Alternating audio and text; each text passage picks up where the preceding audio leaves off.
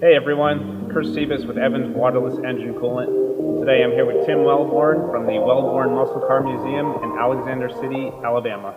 And one of the reasons I'm very interested in this product is we have corrosion issues. So tell me a little bit more. So you're telling me that when I put this in, after we get all of the draining, get all of the water out of that block, we basically will have no more corrosion issues. So that's one of the biggest things that I worry about here. What happens is that car is slowly corroding away. It's under attack as it just sits there. And that's mainly due to the water in the cooling system. Water and metals over time don't mix well. That's what I see all the time coming in, especially when we bring a car into the museum for the first time. I guess we don't have a new process now, but we always drain the radiator fluid immediately when we bring a car into the museum. Flush it best we could, using the old way, and then coming back with a 50-50. And so now we're looking at something that when we put it in there, we won't have the issue, won't ever have to worry about it again. The stuff's lifetime pretty much for the car. So you're going to do the conversion once, done, never have to worry about it again. There's going to be no corrosion building up, no electrolysis happening, and you don't have to worry about flushing it on a yearly basis.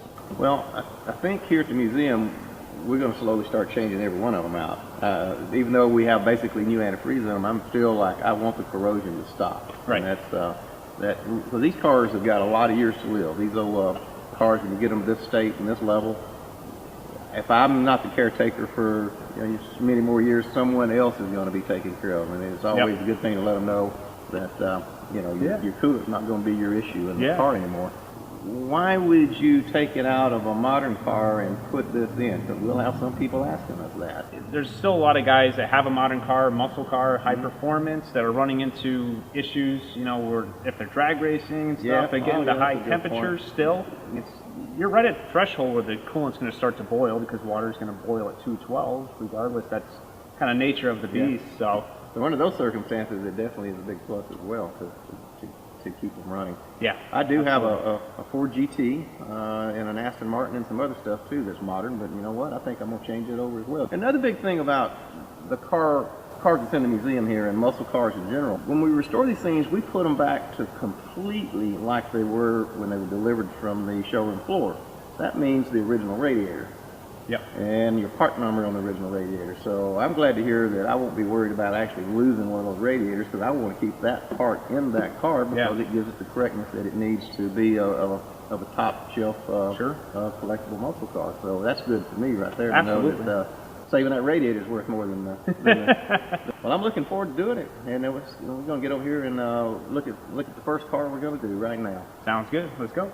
So anyway, the first car that we're going to do here is actually a 1973 Charger SE. I just got it out of the restoration shop, so it has brand new antifreeze in it. It's a good friend of mine, Andrew White from Apex Restorations, just completed this car, and I don't even have 20 miles on it, and here I am pulling the antifreeze out.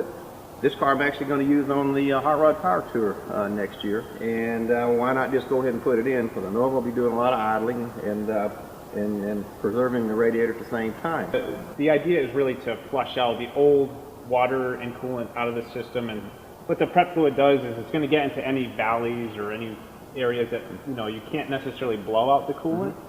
So, and it's a very hydroscopic fluid, so it's going to absorb any residual waters or coolants left in the system. So the prep fluid is going to run through first, and it's going to flush everything out of there, and then once that process is done, then we're going to flush the prep fluid out with the actual Evans waterless coolant, fill it, set it, and then we forget it. But I'm glad to be doing it because I want to make sure this car never has corrosion. But most of all, when I'm idling with 200 other cars coming into Birmingham, Alabama, wherever the tour goes, I'm not going to be sitting there watching that temperature and head over there to the wrong spot. And for us muscle car guys, that's a big deal. You have a tough time getting these big engines to cool off. Oh yeah. And so I'm very excited to see how this works.